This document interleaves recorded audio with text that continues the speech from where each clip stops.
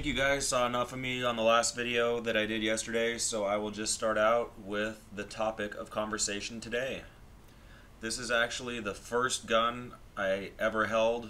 This was my father's favorite gun, the first gun he ever bought brand new. I've done some work to it, I'll go over that. I still have the original parts. A lot of the stuff I did was to preserve the parts. I didn't want to wear them out, and plus being able to make it a little bit cooler for now while doing that is a win-win for me. So I'll give you an up-close look, and then I'll go over everything that I did to it.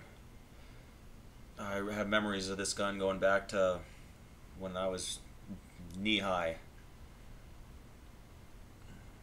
My father loved this gun. He was very proud of it. There's some stories to go along with it. Maybe I'll tell you guys one day. But it's one of the first guns I ever shot, and it's still one of the hardest guns for me to shoot. So just to show you guys, here's the barrel that came on it.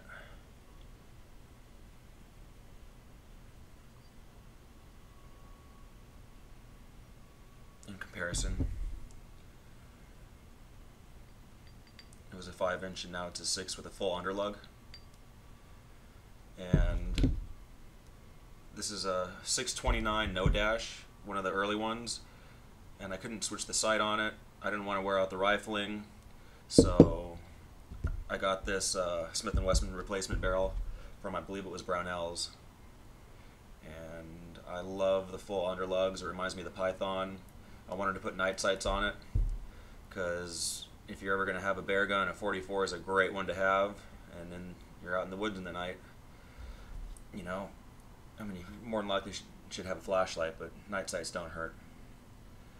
I also went on there and put one of the extended cylinder releases from Hogue. I really like those. It makes it really easy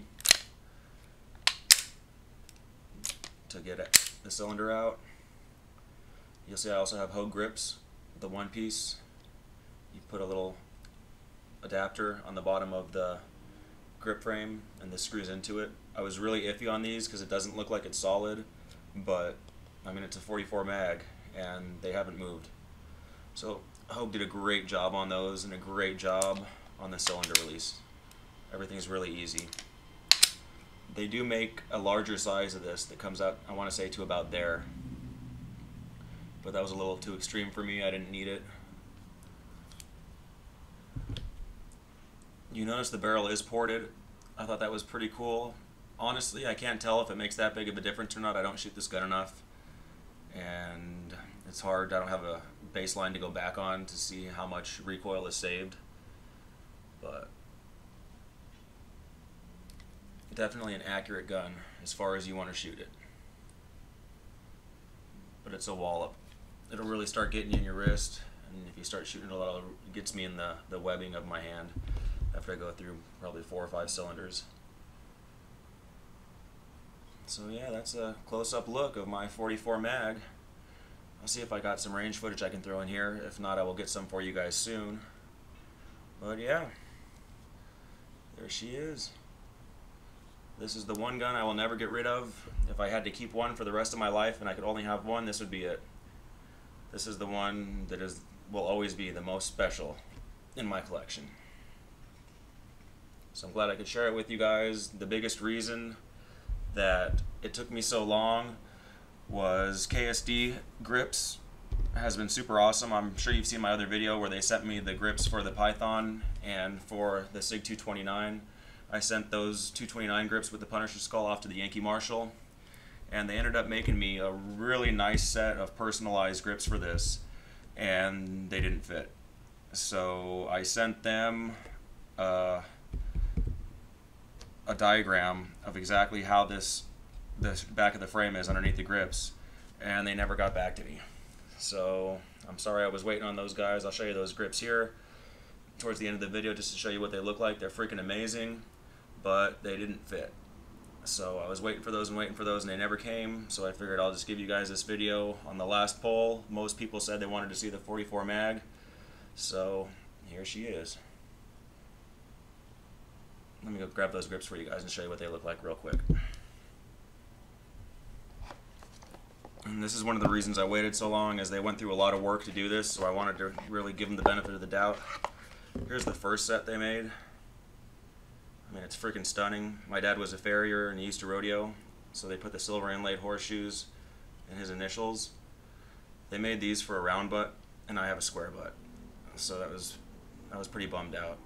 But then as soon as I told them that, they made another set.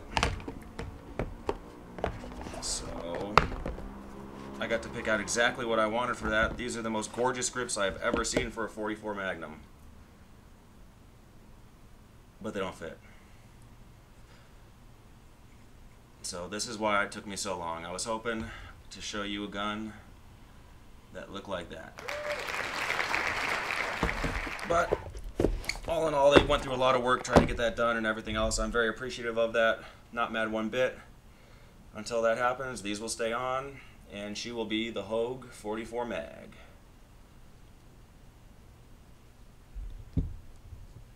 Johnny Chimpo approved.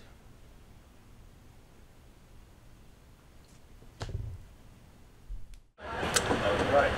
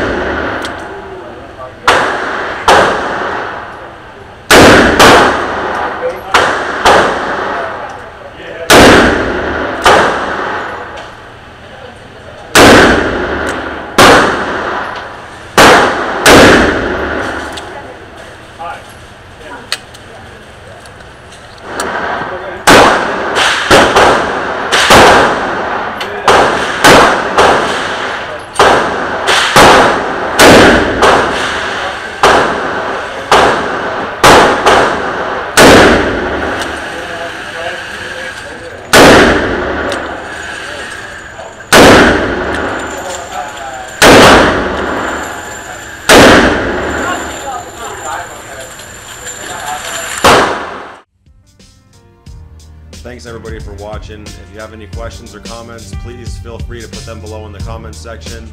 If you haven't already, please subscribe. You can do that by clicking that little circle that pops up there.